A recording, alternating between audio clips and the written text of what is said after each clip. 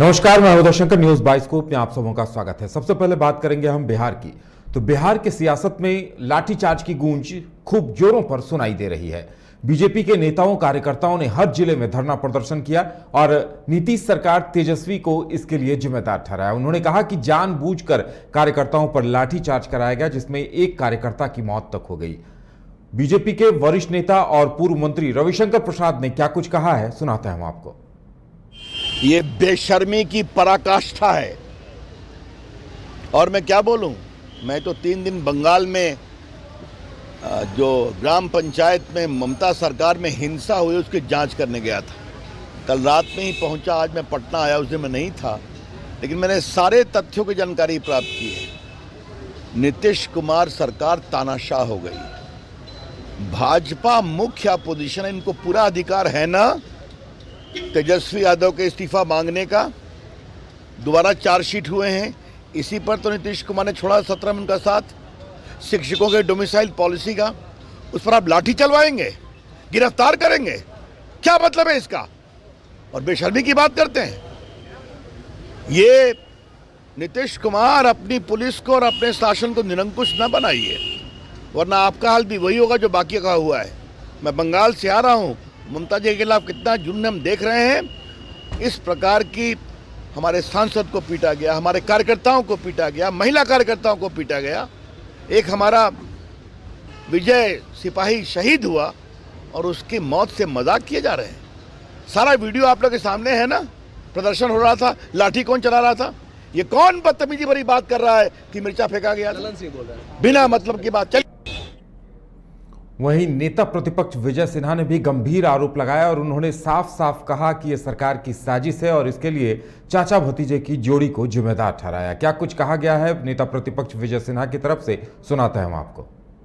मुख्यमंत्री जी, हस्तिनापुर के गुलामों को आपने जिस तरह से आदेश देकर 20,000 से ज्यादा पुलिस को लगाया, कई दर्जन कैमरे लगवाए, हर नेता के पीछे कैमरा लगा था, हम पर जिस तरह से लाठियां आपने बरसाया, जानलेवा हमला किया, आपने हमारे कार्यकर्ता को किस तरह से लाठी बरसाया है उसकी निशानी शरीर पर अभी भी मौजूद है। कई लोगों को ब्रेन पर हमला हुआ, कई लोगों का लहू बहा है। हमारे जिला अध्यक्ष को हमारे किसान मोर्चा के विपिन जी का लहू बहा है, जो पेपर में भी आया है। आज हमारा विजय सिंह का हत्या आपने कर दिया। आज मिर्ची पाउडर आपके कैमरे में कैद क्यों नहीं हुआ? क्यों झूठा बयान दे रहे हैं? और इस तरह से आपने जानलेवा हमला कर करके जो जंगल राज को गुंडा राज में तब्दील आपने कर दिया। लोगों के मन के अंदर भय पैदा करने का, आपके भ्रष्टाचार अपराध के विरुद्ध कोई बोल न सके, अघोषित आपातकाल लगा दिया है।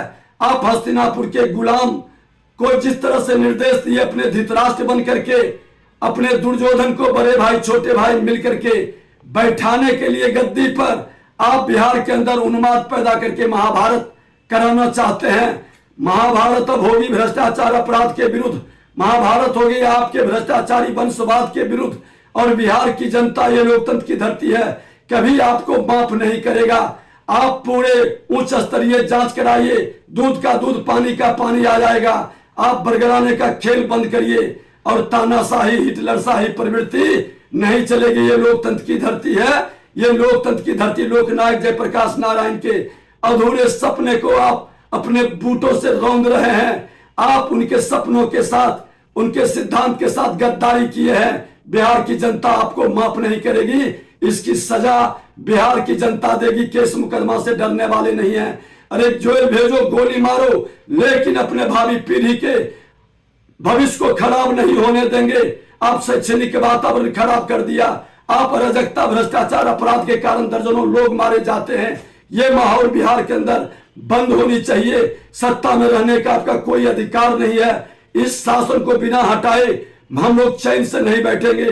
ये लड़ाई अब गांव के गलियों तक जाएगी और आप जैसे अत्याचारी, दुराचारी, व्यभिचारी, भ्रष्टाचारी जो बात बिहार के वातावरण में माहौल खराब कर रहे हैं, इसके विरुद्ध लड़ाई जारी रहेगी। मुख्यमंत्री जी, हस्तिनापुर के गुलामों को आपने जिस तरह से आदेश देकर 20,000 से ज्यादा पुलिस को लगाया, कई दर्जन कैमरे लगवाए, हर नेता के पीछे कैमरा लगा था। हम पर जिस तरह से लाठियां आपने बरसाया, जानलेवा हमला किया, आपने हमारे कार्यकर्ता को किस तरह से लाठी बरसाया है, उसकी निशानी शरीर पर अभी भी मौजूद है। कई लोगों को ब्रेन पर हमला हुआ, कई लोगों का लहू बहा है। हमारे जिला अध्यक्ष को हमारे किसान मोर्चा के विपिन जी का लहू बहा है, जो पेपर में भी आया है। आज हमारा विजय सिंह का हत्या आपने कर दिया। आज मिर्ची पाउडर आपके कैमरे में कैद क्यों नहीं हुआ? क्यों झूठा बयान दे रहे हैं? और इस तरह से आपने जानलेवा हमला कर करके जो जंगल राज को गुंडा राज में तब्दील आपने कर दिया, लोगों के मन के अंदर भय पैदा करने का। नेताओं ने गंभीर आरोप लगाया और वहीं दूसरी तरफ रघुवर दास के नेतृत्व में बनी केंद्रीय जांच कमेटी भी पूरे प्रकरण की जांच करने के लिए पहुंची। उनके साथ सांसद मनोज तिवारी, पलामू सांसद बीडी राम और भी कई अन्य वरिष्ठ नेता मौजूद रहे। रघुवर दास इस पूरे मामले की जांच कर रिपोर्ट देंगे। वहीं बीजेपी कार्यकर्ताओं का आक्रोश फूटा। तो सबसे बड़ी बात, सम्राट चौधरी ने जो आरोप लगाए वो काफी गंभीर आरोप लगाए। उन्होंने कहा कि सरकार जब तक 10 लाख लोगों को नौकरी नहीं देगी, आंदोलन जारी रहेगा और हम इन लाठीचार्ज से डरने वाले नहीं हैं। वहीं उन्होंने सवाल यह भी खड़ा किया कि सरकार ने जो एफआईआर दर्ज की है उसमें बीजेपी के बड़े नेताओं के नाम क्यों नहीं है, कार्यकर्ताओं के ऊपर एफआईआर क्यों दर्ज की गई है। और ज्यादा जानकारी के लिए इस वक्त हमारे साथ वरिष्ठ सहयोगी एसके राजीव और पटना स्टूडियो से हमारे संवाददाता गौतम जुड़े हुए हैं। सबसे पहले हम अपने एसके राजीव जी के पास चलेंगे। राजीव जी, जिस तरह से सम्राट चौधरी ने गंभीर आरोप लगाए हैं, उन्होंने कहा है कि नीतीश कुमार खुद लाठीचार्ज की मॉनिटरिंग कर रहे थे सीएम हाउस से। वहीं उन्होंने यह भी कह दिया है कि जब तक 10 लाख लोगों को नौकरी नहीं मिलेगी, आंदोलन जारी रहेगा। और सबसे बड़ी बात, उन्होंने चुनौती इस बात को लेकर दी है कि सरकार ने उनके ऊपर या नेताओं के ऊपर एफआईआर क्यों नहीं दर्ज की है। क्या कुछ मायने हैं इसके? देखिए उदय, वाकई में जो आज सबसे बड़ी खबर है वो खबर यही है कि राज्य सरकार की तरफ से 62 लोगों पर प्राथमिकी दर्ज कराई गई है। यानी कि स्थानीय प्रशासन को आदेश दिया गया और उसके बाद स्थानीय प्रशासन ने 62 लोगों पर, जिसमें कि बीजेपी के वर्कर्स हैं, उन पर प्राथमिकी दर्ज कराई गई। लेकिन आपको जानकर ये हैरानी होगी होता है कि उसमें कोई भी बीजेपी का बड़ा चेहरा नहीं है। अमूमन होता ये आया है, आप भी देखते होंगे कि जो लीडरशिप होती है, जो किसी भी आंदोलन का नेतृत्व करता है, जो नेतृत्व करता होता है, विधिवत उस पर एफआईआर होती है। लेकिन यहाँ पर आप अगर देखेंगे तो यहाँ पर जो नेतृत्व करता थे, जिनकी लीडरशिप थी, चाहे वो सम्राट चौधरी हों, चाहे वो विजय सिन्हा हों, इन लोगों पर प्राथमिकी दर्ज नहीं कराई गई है। दूसरी जो महत्वपूर्ण बात है कि इस आंदोलन जो बिहार परसों राजधानी पटना में देखने को मिला है, विधिवत इसके लिए अपील भी सम्राट चौधरी की तरफ से की गई थी, विजय सिन्हा की तरफ से की गई थी। लेकिन जो प्राथमिकी दर्ज हुई है उसमें 62 कार्यकर्ताओं पर प्राथमिकी दर्ज कराई गई। देखिए, दरअसल में राज्य सरकार ये जानती है कि अगर वो सम्राट चौधरी और विजय सिन्हा को निशाना बनाएगी तो कहीं ना कहीं से बिहार में, आपको ये पता है कि जाति की सियासत जो है वो बिहार की राजनीति की एक बड़ी सच्चाई रही है और उसे इनकार न तो सिस्टम कर सकता है, न सत्ता कर सकती है और न हम आप कर सकते हैं। तो नीतीश कुमार को ये पता है कि सम्राट चौधरी जिस कास्ट से बिलोंग करते हैं उसकी आबादी बिहार में 7 से 9% के करीब है। कुशवाहा बिरादरी से वो बिलोंग करते हैं। सम्राट चौधरी की अपनी एक अच्छी पकड़ भी है इन दिनों बिहार में। उसके अलावा विजय सिन्हा जो है वो भूमिहार जाति से बिलोंग करते हैं, उनकी भी आबादी 4 साढ़े 4% है। तो अब नीतीश कुमार को यह लगता है कि वो किसी भी कीमत पर यह नहीं चाहेंगे कि 13 साढ़े 13% वोट की नाराजगी का दंश उन्हें आने वाले दिनों में झेलना पड़े। और यही वजह है कि जो एफआईआर जो लॉन्च किया गया है उसमें कार्यकर्ताओं को निशाना बनाया गया। और आप देखिए कि एक जो मृत्यु भी हुई है जिस व्यक्ति की, विजय सिंह की, वो भी एक कार्यकर्ता है भाजपा के, वो जहानाबाद के वहाँ के वो मेंबर थे, वो महामंत्री थे। तो निश्चित तौर पर ऐसे समय में अमूमन देखा ये जाता है कि कार्यकर्ता को ही जो है वो हार्ड टारगेट आप नहीं कर सकते हैं, क्योंकि ये जो इस तरह के जो मामले दर्ज होते हैं उसमें अवेलेबल होते हैं, उसमें बेल मिल जाता है, क्योंकि सरकारी संपत्ति को उसमें नुकसान नहीं पहुंचाया गया है। लेकिन इस तरह के मामले में जो टारगेट होता है वो सीधे तौर पर कहीं ना कहीं से जो निचले स्तर का जो कार्यकर्ता है वही होता है, जो बड़े स्तर के नेता वो नहीं होते हैं। सम्राट चौधरी ने विधिवत जब प्रेस कॉन्फ्रेंस किया था तो उन्होंने ये बातें आज कही भी कि नीतीश सरकार उनसे डर गई। और वाकई में आप अगर इस पूरे एपिसोड को देखें तो बैकफुट पे सरकार अब पूरी तरीके से नजर आ रही है, क्योंकि जिस तरीके से पुलिस ने लाठीचार्ज किया, एक व्यक्ति की मौत हो गई, और बीजेपी जिस तरीके से इसे अब जन आंदोलन का रूप देने की तैयारी कर रही है। और आपको ये पता है कि बीजेपी के जो वर्कर्स हैं वो जमीन लेवल तक जुड़े हुए हैं। शायद यही वजह है कि अब कहीं ना कहीं से नीतीश सरकार को यह लग रहा है कि अगर इस मुद्दे को और ज़्यादा तुल दिया जाएगा तो आने वाले चुनाव में निश्चित तौर पर सरकार की फजीहत होनी तय है। और यही वजह है कि नीतीश कुमार ने सम्राट चौधरी, विजय सिन्हा और जो बड़े नेता है जनार्दन सिंह सिग्रीवाल, अभी IGIMS में वो एडमिट हैं, इन लोगों को उन्होंने निशाना नहीं बनाया है, उन लोगों पर FIR नहीं किया है, लेकिन इसमें जो सामान्य कार्यकर्ता हैं उनको निश्चित तौर पर बलि का बनाया गया है। दूसरा जो आपका एक बड़ा सवाल है कि आने वाले दिनों में जो है वो सियासत पर इसका क्या इम्पैक्ट पड़ेगा, तो मैं आपको ये बता दूं सम्राट उदय कि आने वाले दिनों में बिहार की राजनीति पर इसका बहुत बड़ा प्रभाव पड़ने वाला है। क्योंकि जिस तरीके से आज जांच टीम गई है पटना जा करके जांच की, अपनी वो जांच रिपोर्ट सौंपेगी। बिहार के, झारखंड के आपके पूर्व मुख्यमंत्री रघुवर दास भी हैं, जा करके वहाँ पर उन्होंने प्लॉट का भी उन्होंने वेरिफिकेशन किया है। इसके बाद जिस व्यक्ति की मौत हुई है, जिस कार्यकर्ता की, वहाँ भी वो लोग उनके घर पर गए हैं, उनसे जा करके उनके परिजनों का हाल चाल लिया है। और जो विजय सिंह जो मरे हैं उस गाँव में काफ़ी आक्रोश है नीतीश सरकार के खिलाफ। आक्रोश इतना ज़्यादा है कि जो लोकल पुलिस है वो वहाँ जाने की हिम्मत नहीं जुटा पा रही है। आप अंदाज़ा लगाइए कि आक्रोश का क्या लेवल है। तो निश्चित तौर पर आने वाले दिनों में इसका इम्पैक्ट नहीं पड़ेगा, बल्कि ये बीजेपी ये चाहेगी कि इसे इस तरीके का मुद्दा बनाया जाए जिसका सीधे तौर पर लाभ जो है वो बीजेपी को आने वाले दिनों में लोकसभा चुनाव में मिले। बिल्कुल राजीव जी, लौटते हैं आपके पास। हमारे साथ गौतम भी मौजूद हैं। गौतम, जिस तरह से बीजेपी के तमाम कार्यकर्ता बिहार के हर जिले में सड़कों पर उतरे हैं, धरना प्रदर्शन किया है, विरोध प्रदर्शन किया है, तो जाहिर सी बात है कहीं न कहीं हर प्रवक्ता, हर कार्यकर्ता को यह बात चुभी है कि प्रदर्शन के दौरान लाठीचार्ज हुई है और लाठीचार्ज के दौरान एक कार्यकर्ता की मौत हो गई है। बिल्कुल, देखिए, बीजेपी जिला मुख्यालय के सभी बिहार के सभी जिला मुख्यालय में प्रदर्शन का दौर जारी रखेगी। और जिस तरह से बीजेपी कह रही है कि जो कार्यकर्ता शहीद हुए हैं उस शहीद कार्यकर्ता के नाम पर एक जो सहानुभूति वोट है वो तो कहीं ना कहीं भारतीय जनता पार्टी के साथ में, और सरकार के विरोध में जो नारेबाजी है और सरकार के विरोध में जो प्रदर्शन है वो आगे भी जारी रहेगा। लेकिन इसमें सबसे ज़्यादा अगर कोई नुकसान हो रहा है तो उसमें सिर्फ और सिर्फ जनता का नुकसान हो रहा है। क्योंकि देखिए, कुछ जिस तरह से विधानसभा का जो मानसून सत्र रहा, उस सत्र के दौरान अब ये जनता ये भी कहना चाह रही कि आखिर प्रदर्शन की ज़रूरत क्यों आन पड़ी थी।